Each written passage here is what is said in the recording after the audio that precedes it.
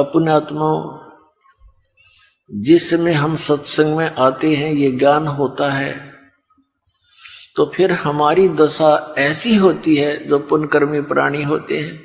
कैसी होती है? एक किसान था और वो बाजरे का रुखाला था, बाजरा बोते हैं तो उसके लिए एक मंच बनाते हैं ऊंचा, उसने डामचा भी कहते हैं, उसको जौंडा भी कहते हैं, मचान भी बोल देते हैं। तो वो उस मचान के ऊपर खड़ा होकर के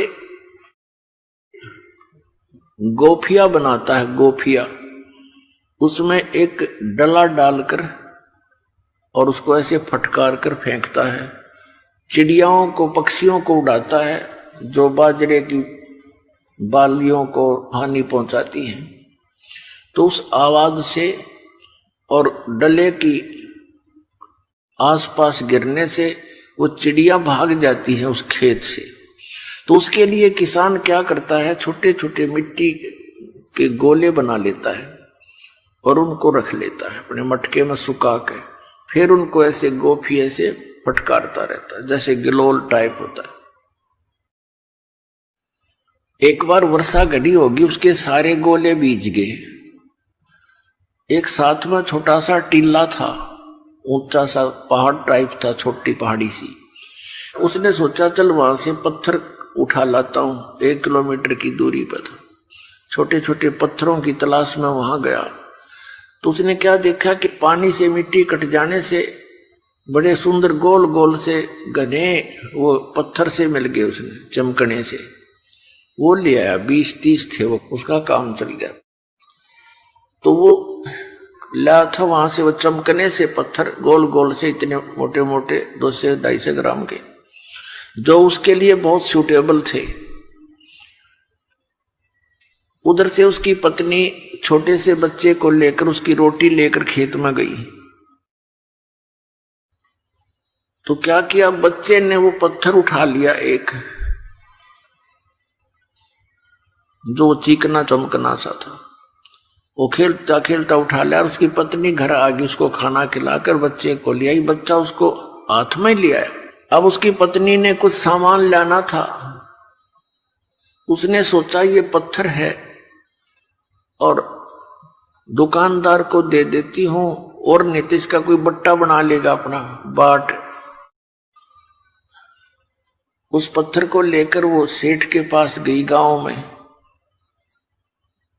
उससे कहने लगी जी ये आपका कोई काम आवे तो ये देख लो, कुछ मुझे इसका बदले में दे दो, जो दे सकते हो, नमक मिर्च कुछ दे सकते हो तो आपका ये काम आ जाएगा, बट्टा बना लो। उसके पास बैठा था उसका रिश्तेदार, वो जोरी था। वो तो तुरंत देख गया कि वो तो भाई पत्थर को नहीं, लाल है। तो सेठ बोला भाई ये तो लाल है।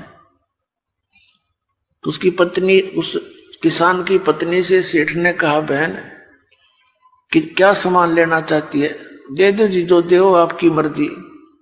अब ठीक है, 20 मन तो बाजरा, यानी बाजरे की बोरी दे दी, 5-7 शक्कर की, गुड़ की, कई आइटम, उसका घर भर दिया। अब वह राजी हो रही, ठीक बढ़िया, तो पागल हो गया, लाला जी तो मेंटल हो गया, धरन दे मेरे के 8 लगे। उसने भर दिया।